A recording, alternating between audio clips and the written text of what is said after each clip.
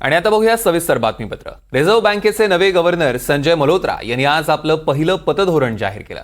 पहिल्याच पतधोरणात मल्होत्रांनी सरकार आणि बाजाराच्या अपेक्षा पूर्ण करून रेपो दरात 0.5% कपात जाहीर केली। 5 वर्षांनंतर रेपो दरात झालेली ही कपात गृह कर्जदारांसाठी आनंदाची मानली जाते। पण खरंच तुमचा ईएमआय लगेचच कमी होणार आहे का? बघूया आमच्या खास रिपोर्टमध्ये। रिझर्व्ह बँकेचे नवे गव्हर्नर संजय मल्होत्रांनी रेपो दरात 0.5% कपात जाहीर केली। गेल्या 1.5 महिन्यात भारतीय बाजारातील खेळत्या भांडवलाची चणचण आणि नियंत्रणात आलेली महागाई या दोन्ही कारणामुळे पतधोरण समितीनं रेपो दरात कपात करण्याचा निर्णय घेतलाय। आर्थिक विकासाचा दर मंदावण्याच्या पार्श्वभूमीवर रिझर्व्ह बँकेचा हा निर्णय अतिशय महत्त्वाचा मानला जातोय। व्याजदर घटल्यामुळे उद्योग व्यवसायांना जसा फायदा होतो तसा सामान्य माणसांनाही फायदा होतो। सामान्य माणसंही घर बांधण्याकरता, गाड्या विकत घेण्याकरता किंवा वेगवेगळ्या कारणांकरता बँकांकडनं वित्तीय मदत घेत असतात आणि या वित्तीय मदतीचा व्याजदर हा त्यांच्या दर महिन्याच्या हप्त्यावरती परिणाम करत असतो। आता ते वित्तीय हप्ते दर महिन्याला जे काही कर्ज फेडण्याकरता घेतले जातात त्यात घट होईल असं आशादायक चित्र आहे आणि त्यामुळे सामान्य माणसाच्या हातात पैसा अधिक खेळता राहील याच्याकरता उचललेलं हे दुसरं पाऊल आहे। इन्कम टॅक्स कमी केलाय, आता हप्तेही कमी होतील, त्यामुळे सामान्य माणसाच्या हातात पैसा राहील आणि यांनी अर्थकारणाला चालना मिळेल अशी अपेक्षा आहे। रेपो रेट तब्बल 5 वर्षांनंतर कमी करण्यात आल्यानं नेमकं काय होणार आहे याचा या निमित्तानं धांडोळा घेणं क्रमप्राप्त आहे। बँकांना कमी कालावधीसाठी दिल्या जाणाऱ्या कर्जाऊ रकमेवरील व्याज कमी होणार आहे, म्हणजेच बँकांचा खर्च काहीसा कमी होईल। पर्यायानं बँकांकडे कर्ज वाटपासाठी जास्तीची रक्कम उपलब्ध होईल। ही रक्कम बँकांना कमी व्याजानं मिळत असल्यानं त्या त्यांच्या ग्राहकांनाही कमी व्याजानं कर्ज देतील। स्वस्त कर्ज उपलब्ध झाल्यानं उद्योगांना आवश्यक खेळतं भांडवल स्वस्तात उपलब्ध होईल। एकूणच काय तर थंडावलेल्या अर्थव्यवस्थेला चालना मिळण्यास मदत होईल। उणीव एकच आहे, ती अशी की हे सगळं व्हायला किमान 2 ते 2.5 महिन्यांचा कालावधी लागेल। त्यामुळे आज रिझर्व्ह बँकेनं रेपो दर कमी केला की उद्या लगेच बँका तुमचा ईएमआय कमी करतील असा गैरसमज करून घेण्यात अर्थ नाही। आता तुम्ही बँकांचा जर इंडेक्स बघितला तर बँकांकडून निराशा झाली, कारण सीआरआर काही त्याच्यामध्ये काही त्यांनी बदल केले नाहीये।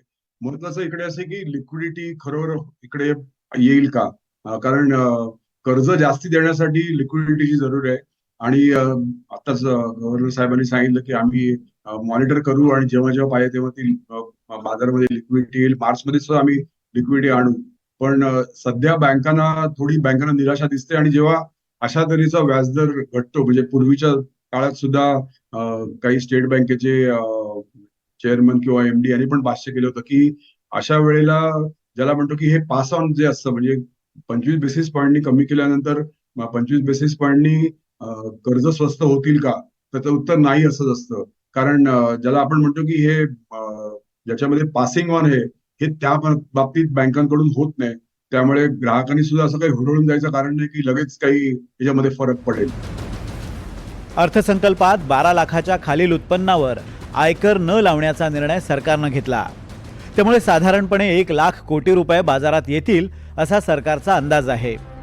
त्यातच अर्थव्यवस्थेतील वाढणारी मागणी लक्षात घेऊन पुरवठादारही ती अतिरिक्त मागणी पुरवण्यासाठी सज्ज हवा। रिझर्व्ह बँकेच्या आजच्या निर्णयानं नेमकं हेच साध्य व्हायला मदत होणार आहे। पण हे सगळं करत असताना नवे गव्हर्नर संजय मल्होत्रा यांनी जागतिक अस्थिर परिस्थितीवरही भाष्य करून एक प्रकारे इशारा दिलाय। Progress on global disinflation is stalling. जागतिक अर्थव्यवस्थेचे गणित आव्हानात्मक आहे। जागतिक अर्थव्यवस्थेच्या प्रगतीला खीळ बसली आहे, त्याला सेवा क्षेत्रातील महागाई जबाबदार आहे। अमेरिकेतील व्याजदर कमी होण्याचा वेग मंदावल्यानं प्रगतीशील देशांच्या चलनाच्या किमती डॉलरच्या तुलनेत मोठ्या प्रमाणात घसरल्यात। कर्ज रोख्यांचे परतावे महागलेत। प्रगतीशील देशांच्या अर्थव्यवस्थेतून पैसे काढून घेण्याचं प्रमाण वाढलंय, त्याचाही चलनांच्या किमतीवर विपरीत परिणाम होतोय। परिणामी आर्थिक स्थिती आणखी आव्हानात्मक बनली आहे। विकसित देशांच्या व्याजदरांची गणितं विरुद्ध दिशांनी जाणं भूराजकीय परिस्थितीमधील स्थैर्य आणि व्यापार उदिमातील विपर्यासी धोरणं या तिघांमुळे आर्थिक विश्वातील चढ उतारांना आणखी टोक आलंय.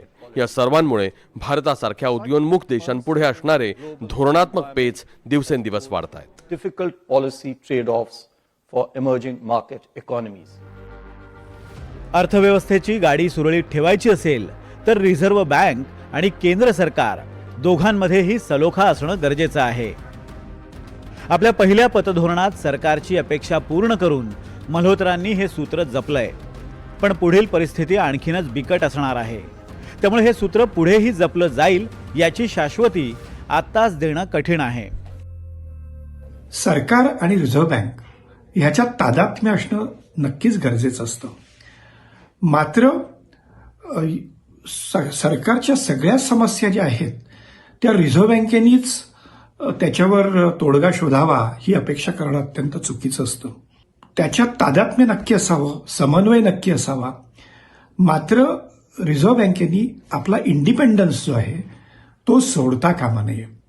आणि त्या दृष्टीने रिझर्व्ह बँकेचे नवनिर्वाचित गव्हर्नर जे आहेत संजय मल्होत्राजी, त्यांच्याकडून आपल्याला ही अपेक्षा आहे की ह्या पुढे व्याजदर जर कमी करायचे असतील, म्हणजे रेपो रेट कमी करायचे असतील, तर केवळ सरकारच्या आदेशानुसार किंवा सरकारच्या इच्छेनुसार काम न करता महागाईचे जर दर कमी झाले, घाऊक महागाईचे दर जर कमी झाले तरच केवळ रेपो रेट कमी करावे.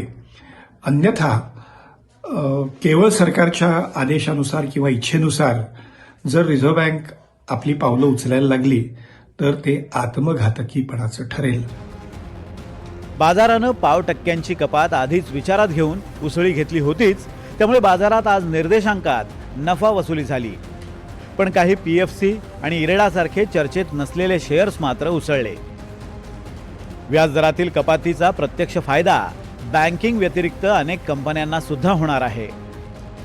त्यांच्या वैयक्तिक कंपनी म्हणून असलेल्या अर्थचक्रावर विपरीत परिणाम होत नाही. इकडनं टोलचे पैसे आले, तिकडनं मी कर्जावरचं व्याज दिलं. ही जी गणित असतात त्या निमित्तानं गुंतवणुकीच्या अनेक संधी, मग सेक्टर स्पेसिफिक म्युच्युअल फंडच्या माध्यमातून, कर्ज रोख्यांच्या माध्यमातून, अल्प डिपॉझिट्सच्या माध्यमातून तुमच्या लक्षात आलं असेल की गेल्या 7 ते 8 दिवसामध्ये अनेक महत्वाच्या कंपन्यांनी आपल्या कंपनी फिक्स डिपॉझिटच्या रकमा आणि योजना पुन्हा नव्यानं सुरू केली आहेत. हीही तुमच्या माझ्यासारख्या सर्वसामान्य गुंतवणूकदारासाठी एक चांगली संधी असू शकते. गेली 3 दशकं जागतिकीकरणाचे फायदे उपभोगल्यानंतर आता भारताला त्याची झळ बसायला सुरुवात झाली आहे. AI सारखं तंत्रज्ञान कामगारांच्या भवितव्यावर प्रश्नचिन्ह निर्माण करतंय. जगातलं सर्वात महत्त्वाचं चलन म्हणून डॉलरचा भावही गगनाला भिडलाय. त्यामुळे कच्चं तेल आणि सोनं असं सारं काही महाग होतंय. त्यामुळे कोरोनामध्येही निर्माण झाली नाही अशी परिस्थिती पुढील 10-12 महिन्यात निर्माण होण्याची भीती आहे.